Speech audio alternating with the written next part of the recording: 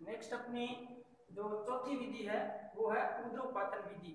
यह विधि अपने उस मिश्रण के लिए काम में लेंगे जो कि, क्योंकि कुछ मिश्रण ऐसे होते हैं, पदार्थ ऐसे हैं जिनको यदि हम गर्म करते हैं तो गर्म करने के बाद वो द्रव अवस्था में नहीं आते, सीधे ही गैसीय अवस्था में चले जाते हैं। आमतौर पर ऐसा होता है जब किसी पदार्थ को गर्म किया जाता है तो गर्म करने के बाद वह पदार्थ पहले द्रव अवस्था में आता है, उसके बाद में उबलने लगता है और वाष्प के रूप में यानी गैसीय अवस्था में जाता है।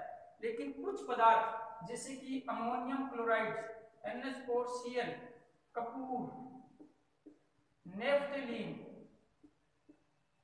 ये कुछ ऐसे पदार्थ हैं जो कि बिना द्रव अवस्था में आए गर्म करने पर सीधे वाष्प अवस्था में चले जाते हैं। तो इस तरह के पदार्थों का यदि किसी अन्य पदार्थ के साथ मिश्रण है तो उनको अलग करने के लिए हम ऊर्ध्वपातन विधि काम में लेंगे। अर्थात ऊर्ध्वपातन का मतलब क्या हुआ कि कुछ पदार्थ सामान्यतः गर्म किए जाने पर बिना द्रव अवस्था में आए सीधे गैसीय अवस्था में चले जाते हैं, इस गुण को हम ऊर्ध्वपातन कहते हैं। और ऐसे पदार्थों को पृथक करने की विधि है वो ऊर्ध्वपातन विधि के नाम से जानी जाती है। चलिए हम देखते हैं कि ऊर्ध्वपातन विधि की सहायता से हम किन्हीं दो पदार्थों को किस प्रकार से पृथक कर सकते हैं। मान लीजिए हमारे पास में अमोनियम क्लोराइड, NH4Cl और नमक, इन दोनों का मिश्रण है, अथवा कपूर और नमक का मिश्रण भी हो सकता है, या नेफ्थलीन और कपूर का, नेफ्थलीन और नमक का मिश्रण भी हमारे पास में हो सकता है। इन दोनों पदार्थों में से क्योंकि अमोनियम क्लोराइड के अंदर ऊर्ध्वपातन का गुण पाया जाता है तो इसको हम ऊर्ध्वपातन की सहायता से दोनों को आसानी से अलग कर सकते हैं। इस विधि के अंदर हम सबसे पहले चीनी मिट्टी की प्याली लेंगे जिसे चाइना की प्याली बोलते हैं, जो आमतौर पर हमारे ब्याह शादियों के अंदर व्हाइट कलर की प्लेट सी होती है। उस प्लेट के अंदर हम अमोनियम क्लोराइड और नमक का जो हमारे पास में मिश्रण है वो मिश्रण हम इसके अंदर डाल देंगे और इस प्याली के ऊपर हम एक कीप लेंगे। उस कीप को इस प्याली के ऊपर उल्टा रख देना है और कीप के ऊपरी सतह के ऊपर रुई लगा देनी है ताकि जो अमोनियम क्लोराइड की बनने वाली वाष्प है वो बाहर न निकले। रुई उस वाष्प को बाहर जाने से रोकने का काम करेगी। और एक स्टैंड के ऊपर अपने बर्नर रखकर इस मिश्रण को गर्म करना प्रारंभ करेंगे। तो जैसे ही हम धीरे धीरे इस मिश्रण को गर्म करना प्रारंभ करेंगे तो अमोनियम क्लोराइड की वाष्प बननी प्रारंभ हो जाएगी। तो अमोनियम क्लोराइड की जो वाष्प है वो क्योंकि रुई उसको बाहर जाने से रोक देगी इसलिए बाहर नहीं जाएगी और अमोनियम क्लोराइड है वो कीप की दीवारों के ऊपर यहाँ पर इस तरह से चिपक जाएगा। तो इस तरह से हम जो प्याली है हमारी चाइना मिट्टी की, इसके अंदर नमक शेष रह जाएगा और जो अमोनियम क्लोराइड है वो कीप के ऊपर चिपका हुआ है उसे खुरचकर हम अलग कर देंगे। तो इस तरह से हम इस विधि की सहायता से इन्हीं भी दो ऊर्ध्वपातन वाले पदार्थों के मिश्रण को आसानी से पृथक कर सकते हैं। सामान्यतः आमतौर पर हमने ये देखा है कि हमारी माताएं बहनें हैं जो हमारे कपड़े होते हैं उन कपड़ों के अंदर नेफ्थलीन की गोलियां डालती है और कुछ समय के उपरांत वो जो नेफ्थलीन की गोलियां हैं उन कपड़ों में से गायब हो जाती है। वो इसी कारण से गायब होती है क्योंकि नेफ्थलीन के अंदर ऊर्ध्वपातन का गुण पाया जाता है। यह बिना द्रव अवस्था में आए सीधा वाष्प के रूप में चला जाता है।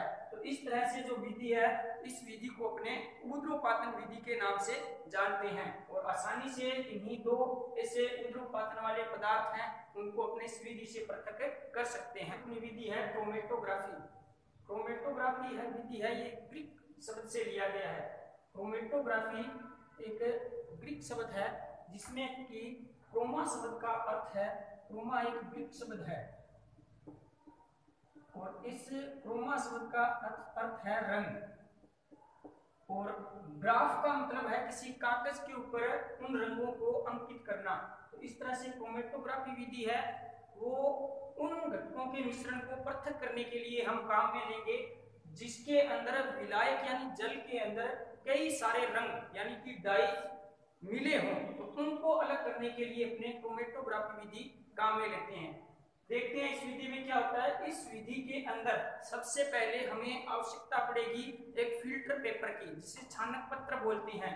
तो हम एक फिल्टर पेपर लेंगे और उस फिल्टर पेपर के ऊपर जो हम घटक रंग पृथक करना चाहते हैं विलायक में से, उसकी एक बूंद ठीक इससे 3 सेंटीमीटर की ऊंचाई के ऊपर लगा देंगे और पेंसिल से वहां पर एक अपने रेखा खींच देंगे। यह जो विधि है करने के उपरांत हम इस फिल्टर पेपर को एक जार के अंदर कांच की छड़ की सहायता से लटका देंगे।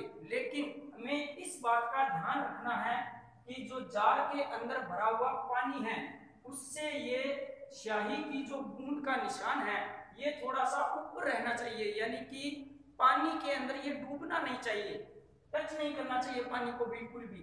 तो इसको कर हम कुछ देर के लिए रख देंगे, क्योंकि फिल्टर पेपर है वो पानी का अवशोषण करेगा, जल जो कि विलायक है उसका अवशोषण करेगा, और जल के साथ साथ में ही जल के अंदर जो घुले हुए डाइस हैं, रंग हैं, वो भी इस फिल्टर पेपर के ऊपर की ओर चढ़ने लगेंगे।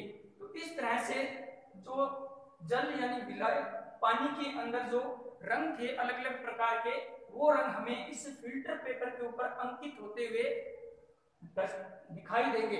यहाँ पर इस बात का ध्यान रखना है कि जो रंगों की तीव्रता होती है वो अलग अलग होती है। जितने भी रंग होते हैं डाई में सब रंग अलग अलग होते हैं, उनकी तीव्रता के हिसाब से उन रंगों की अलग अलग इस फिल्टर पेपर के ऊपर परत बन जाएगी। तो इस तरह से विलायक यानी पानी में से घुले हुए जो रंग हैं उनको हम क्रोमेटोग्राफी विधि की सहायता से आसानी से पृथक कर सकते हैं। यह विधि सबसे पहले रंगों को अलग करने के लिए काम में ली गई थी, परंतु वर्तमान समय में इस क्रोमेटोग्राफी विधि के अंदर बहुत सारे बदलाव हुए हैं, जिससे कि इसकी तकनीक बहुत सारी बदल गई है। तो सामान्यतः रंग वाले घटकों को पृथक करने के लिए हमें क्रोमेटोग्राफी विधि को काम में लेंगे। क्रोमेटोग्राफी विधि का जो उपयोग है उनमें सबसे पहला उपयोग है डाइस यानी कि जो रंग है उन रंगों के पृथक्करण में काम में लेते हैं इसको, ठीक है। इसी तरह से जो क्रोमेटोग्राफी विधि है इसका उपयोग अपने जो प्राकृतिक रंग होते हैं उन प्राकृतिक रंगों में से वर्णक पाया जाता है जिसे बोलते हैं पिगमेंट। जैसे कि हमने पढ़ा है छोटी कक्षाओं में, जो पत्ती होती है पादप की उसके अंदर क्लोरोफिल पर्णहरित नाम का हरा वर्णक पाया जाता है। तो प्राकृतिक रंगों में से जो पिगमेंट होते हैं वर्णक होते हैं उनको अपने पृथक करने के लिए इस क्रोमेटोग्राफी विधि को काम में लेते हैं।